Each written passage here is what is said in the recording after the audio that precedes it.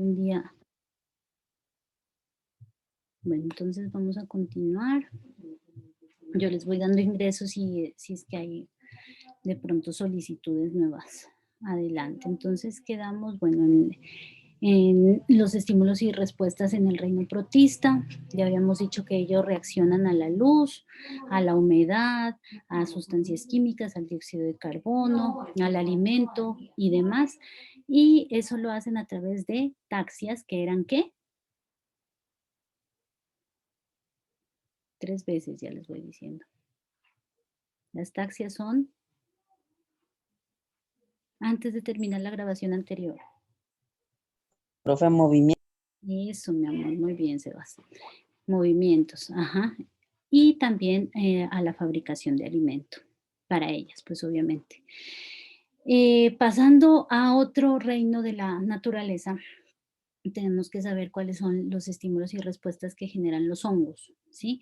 Generalmente ellos están constituidos por unos filamentos, unos tubos filamentosos que se llaman hifas.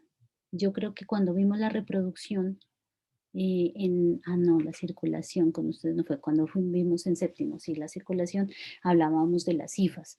Pero bueno, entonces estas especies, ¿sí?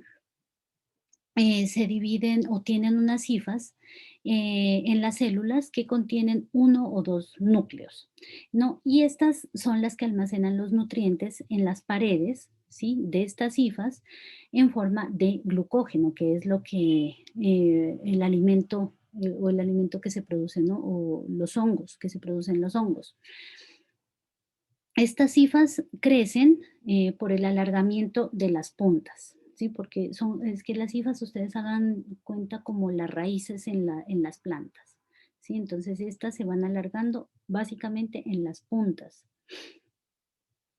Algunos hongos son heterótrofos, ¿sí? Es decir, que no producen su propio alimento, y el principal estímulo de ellos es precisamente el alimento, el cual invaden, sí, a este lo invaden otros organismos que provocan la liberación de sustancias eh, adicional a la humedad, a la luz, ¿sí?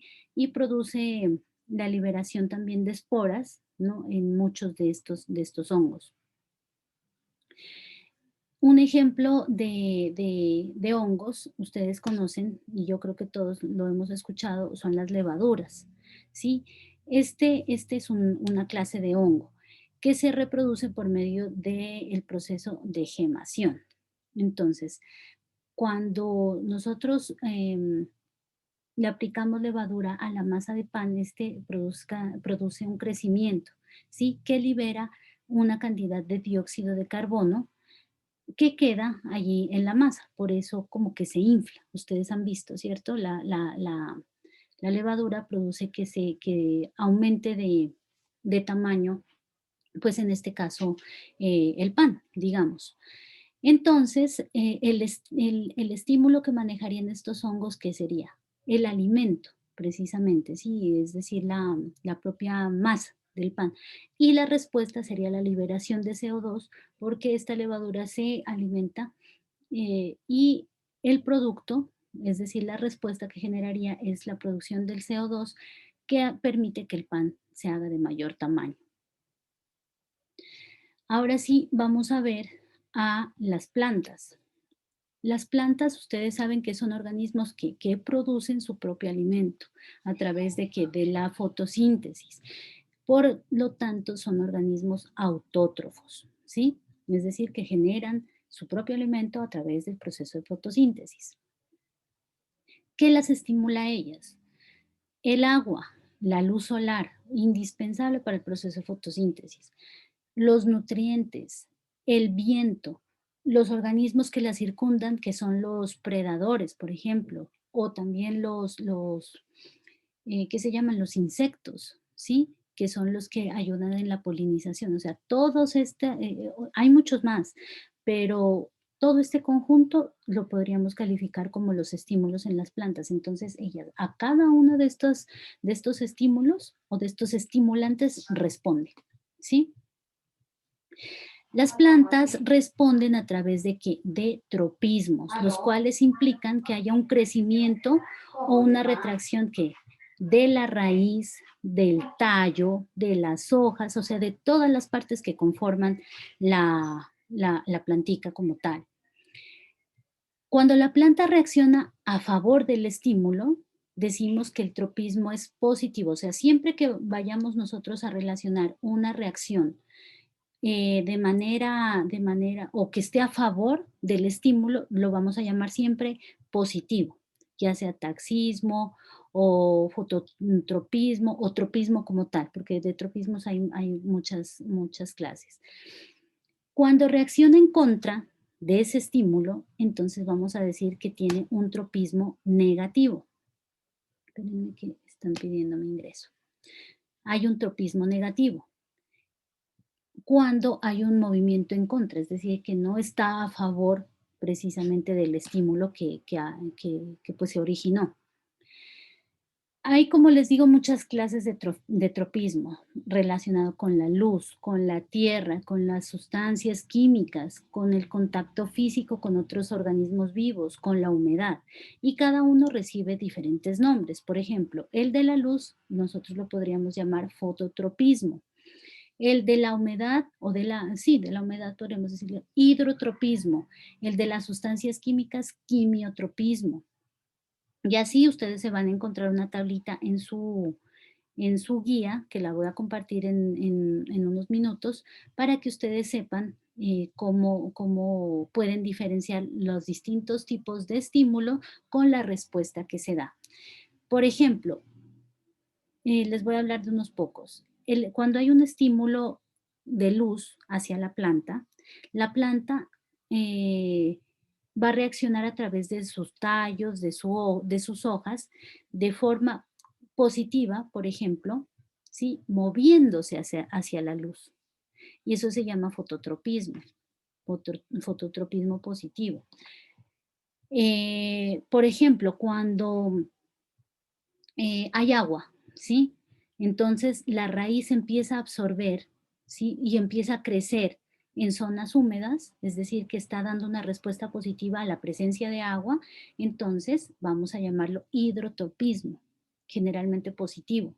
Sí, si responde a favor, sí, pues si responde a favor o en contra, perdón, es decir, que no responde, o sea, no genera una respuesta, entonces pues obviamente ese tropismo va a ser negativo.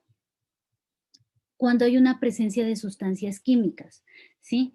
Es decir, que la plantica, por ejemplo, busca sales minerales, busca algunos nutrientes, busca oxígeno, ¿sí? Y los necesita y los apropia, entonces ese se llama un quimiotropismo positivo. Y así sucesivamente, con las distintas clases de tropismos que hay.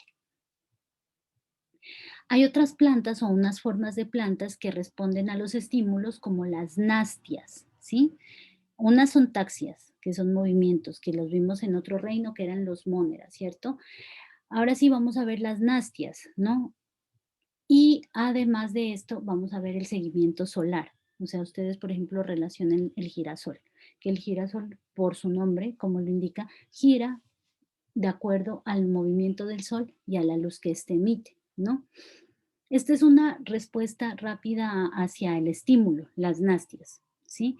Es decir, que por ejemplo, uno se le acerca un poquito a una planta y la planta como que se retrae, se mueve así milimétricamente, eso se llama nastia.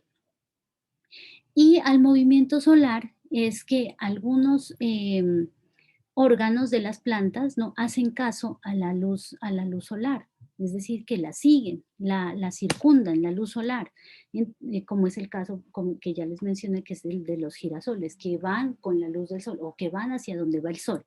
Por eso se llaman girasoles. Entonces, otros tipos de estímulos que tienen las plantas, además de los tropismos, son las nastias, que son pequeños movimientos, corticos movimientos, o sea, movimientos en segundos hacia un estímulo, hacia, por ejemplo, que le toque con un dedito, por ejemplo, una hoja, se mueven, eso es una nastia.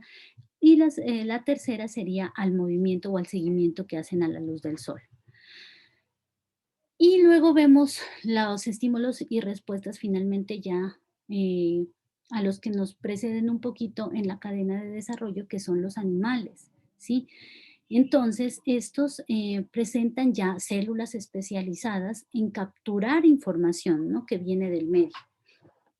Estas forman tejidos, ¿no? Que es, como en los seres humanos, y a estos tejidos se les va a llamar tejidos nerviosos, porque al igual que el ser humano, pues obviamente va a tener una serie, ya un conjunto de células especializadas y de nervios especializados que van a llevar la información que capta del medio hacia la central para que ésta la analice y responda en consecuencia. Tienen neuronas, por lo tanto, ¿sí? Están en capacidad de tomar, estas están en capacidad de tomar información y llevarla al cuerpo del animal para que para generar lo que nosotros sabemos que se da como respuesta. Espérenme, yo me había olvidado de tomar la fotico correspondiente. Entonces, esta serie de estímulos y respuestas las podemos clasificar en varios grupos. Por ejemplo, el arco reflejo, ¿no? Que es una unidad funcional que se produce como una respuesta a unos estímulos específicos recogidos en las células sensoriales, es decir, eh, dan una respuesta involuntaria y por lo tanto, ¿qué es? Cuando es involuntaria, yo les decía que eso se relaciona con que es automática, que no es controlada conscientemente, ¿sí? Eso es el arco reflejo. Yo quisiera que ustedes me averigüen ejemplos de eso para que lo entiendan mejor, porque si ustedes consultan, entonces van a ampliar como un poquito a través de ejemplos lo que se está enseñando ahorita. Me gustaría muchísimo para que se lleven punticos adicionales, por ejemplo, a los que no les fue muy bien en el examen, que no sacaron más de 10 positivas, averígüense ejemplos de arco reflejo, de organismos en los cuales hay arco reflejo, está actuando el arco reflejo, en qué circunstancias, y me dan un ejemplo y podemos subir unos punticos. El instinto también está ahí. Estas son características que se heredan, ¿sí? De unos animales a otros, o sea, de una especie a otra, y que originan algunos modelos de comportamiento, ¿sí? Estos generalmente son complejos, o sea, son propios de cada especie, ¿no? Aquí los miembros de cada especie son capaces de responder de una manera adecuada a una gran variedad de situaciones que les brinda la naturaleza. Por ejemplo, el cuidado de las crías, ¿sí? Así, nosotros podemos ver cómo los animales actúan o tienen conductas que son adaptativas, por ejemplo. Son muy complejas. Estas se han dado a lo largo del tiempo ensayando de pronto como tácticas, ¿sí? En grupo, individuales, o sea, en manada, por ejemplo. Cuidar a las crías es una de ellas, ¿no? La danza de cortejo entre parejas de una misma especie es otro ejemplo del instinto.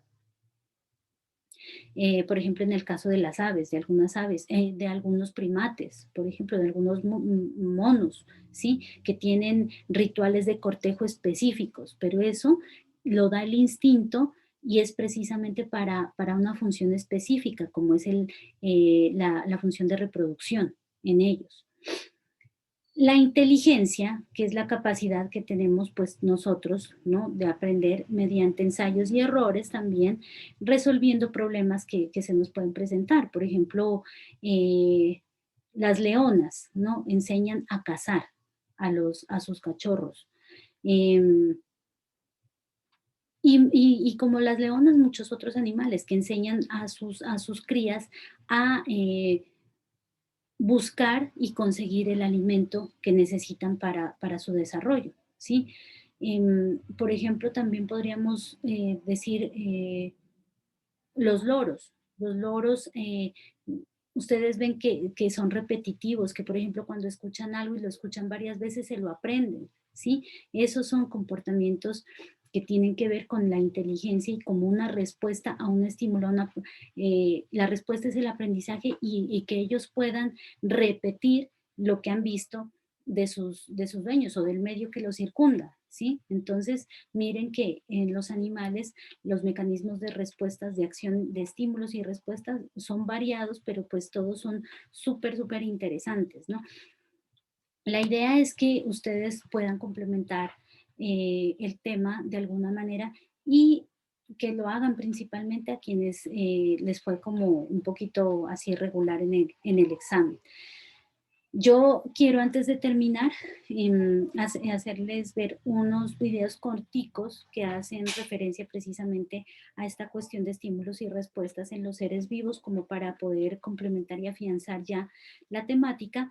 Y entonces el jueves, si nos toca presencial, que de pronto nos toque presencial, o si nos toca virtual, entonces nos vamos a reunir para que nosotros miremos el trabajo en clase. ¿Qué quiero decir con esto? Que así nos toque en la casa o así nos toque en el colegio, entonces ustedes van a tener su guía de trabajo y vamos a trabajar en clase sobre la guía. ¿Listo? Entonces se las voy a enviar una vez terminemos esta sesión para que ustedes no tengan para decirme de pronto, no, profe, usted no envió, usted ni sé qué, si de pronto se las envió más tardecito que la hora habitual, es decir, las 2, que hoy terminó a las 2, entonces pues me perdonan con todo el corazón, pero pues yo quiero asegurarme de que les llegue la guía. Entonces me dan un segundito mientras yo encuentro estos videos, pues yo traté de buscarlos corticos precisamente para que no se alargue. Dios mío. Espérenme. Bueno, tengo aquí el de... Empecemos con este. Porque es que son como varios, entonces voy a ir viendo cuál pongo primero. Este creo yo. Miren que son corticos. Entonces voy a agrandar la pantalla. Bueno, antes que poner el video, ¿alguien tiene alguna duda para que podamos resolver ahorita? No, profe. Bueno, entonces, si alguien quiere preguntar, de una vez hágalo. No hay problema, resolvemos aquí en clase. Aprovechen ahorita para que... Bueno, entonces yo voy a apagar mi cámara para poderles organizar este video. Apaguemos la cámara, mi Juan Diego, para que puedan mirar bien. Estudiante, ¿cómo va todo? Espero que vaya todo bien, que estés aprendiendo muchas cosas y que vayas aprobando los exámenes. ¿De acuerdo? En este vídeo vamos a hablar sobre estímulos y respuestas. Para ello empezamos con pregunta de examen. ¿A qué llamamos estímulo? Pues llamamos estímulo a cualquier cosa que es capaz de crear una reacción en nuestro cuerpo. ¿Vale? Esos serían los estímulos. A esa reacción que tiene nuestro cuerpo frente a un estímulo, lo llamamos respuesta. ¿Vale? Tenemos el estímulo, algo que provoca una reacción, y esa reacción la llamamos respuesta. Muy bien. Los estímulos pueden ser internos o externos. Los estímulos internos, aquellos que se producen en el interior de nuestro organismo. Los externos, pues los que se producen fuera.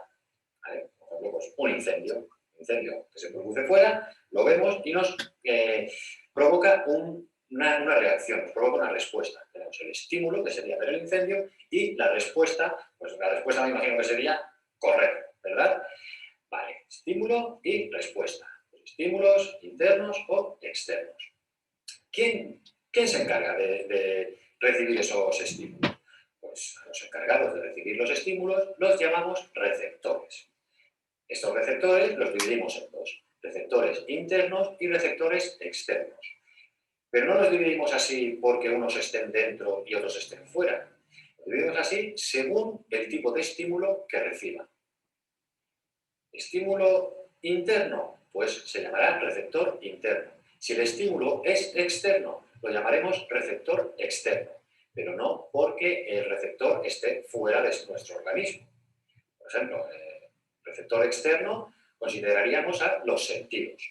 En el ejemplo del incendio, nosotros vemos el incendio es el estímulo que nos provoca una reacción, provoca una respuesta. Ese estímulo lo hemos recibido por medio de la vista. Por ejemplo, la vista es un sentido, pero que pertenece a nuestro cuerpo, ¿vale? Pero el estímulo que recibe ese receptor es un estímulo externo, ¿vale? Digo para que no nos confundamos, no pensemos que los receptores internos son los que están dentro y los receptores externos los que están ¿qué? ¿En el cuerpo de otro? No podría ser, ¿verdad? Son los dividimos según los tipos de estímulos que reciben. Receptores externos y receptores internos. En cuanto a las respuestas, pues pueden ser glandulares o pueden ser musculares. Las glandulares serán aquellas que las glándulas de nuestro organismo producen sustancias en respuesta a ciertos estímulos, ¿vale? Y las respuestas musculares pues son aquellas en las que nuestro cuerpo responde de forma muscular, responde con movimiento. ¿De acuerdo? Respuestas glandulares o respuestas musculares. Es un tema muy, muy fácil, ¿vale? Les dejo un esquema de resumen. Los estímulos pueden ser internos o externos. Los receptores también pueden ser internos o externos, pero los receptores los tenemos que dividir pensando en el tipo de estímulo que reciben. Y la respuesta pues, puede ser glandular, las glándulas de nuestro organismo, o una respuesta muscular. En el caso del incendio, ¿qué haríamos? Correr, músculos, ¿verdad? Corriendo, pues sería una respuesta muscular. Bueno, aprenderlo así rápidamente es un tema muy fácil. Portaros bien, estudiar mucho y divertiros todo lo que podáis. ¿Vale? Hasta luego. Ese es uno, que nos da como una introducción a la parte de qué es un estímulo, ¿cierto? Y qué es una respuesta, que eso es lo que hemos visto como al principio de nuestras guías. Ahora sí vamos, denme un segundito, porque por acá tengo otro, que es de estímulos y respuestas en los organismos pequeños. Madre Santa.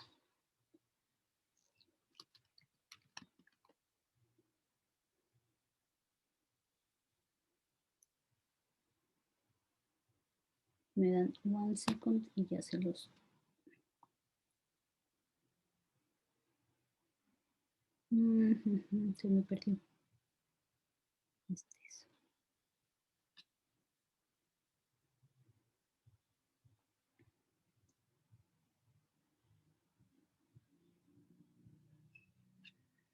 Buenos días, queridos estudiantes. El día de hoy vamos a hablar sobre la respuesta a estímulos en bacterias, protistas y hongos.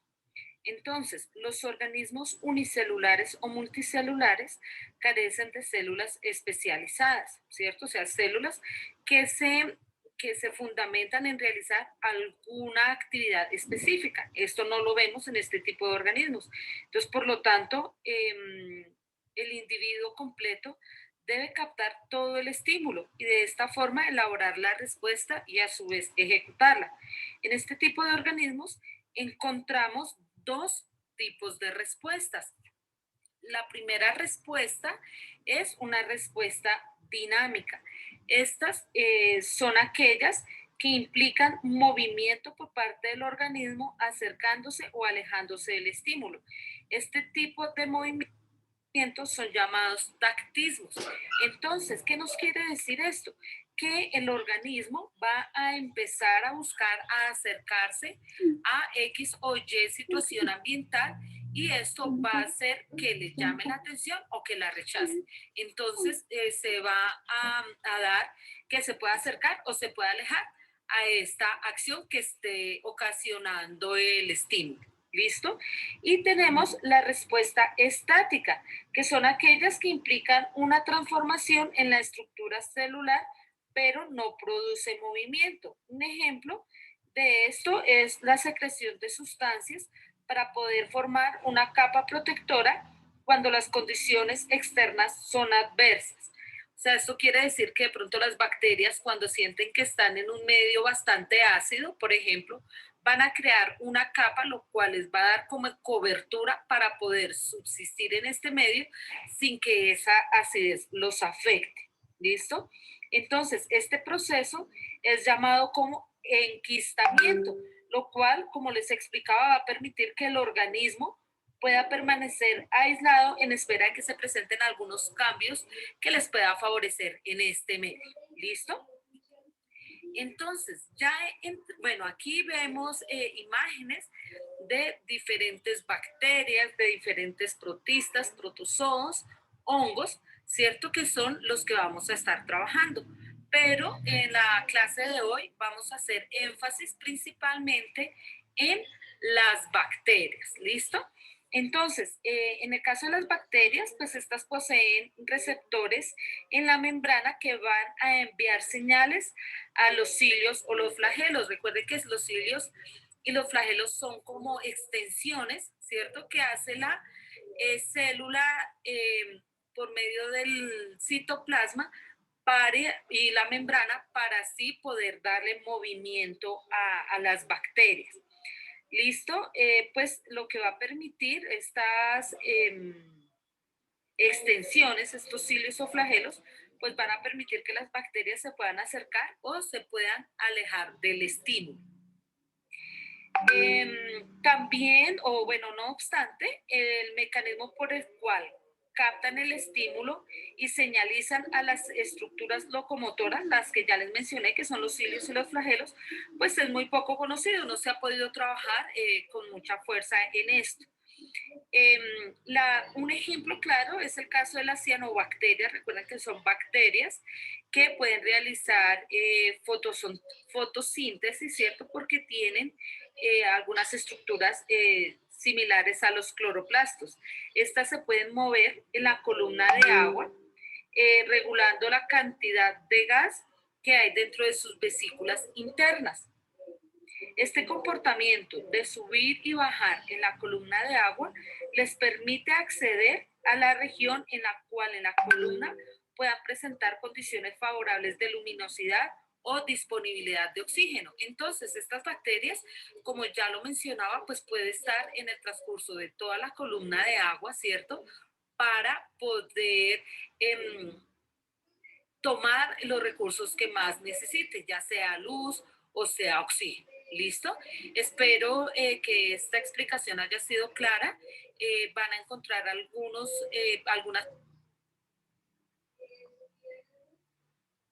Listo. Y la última, que es de plantas. One moment, que con eso creo yo que finalizaríamos.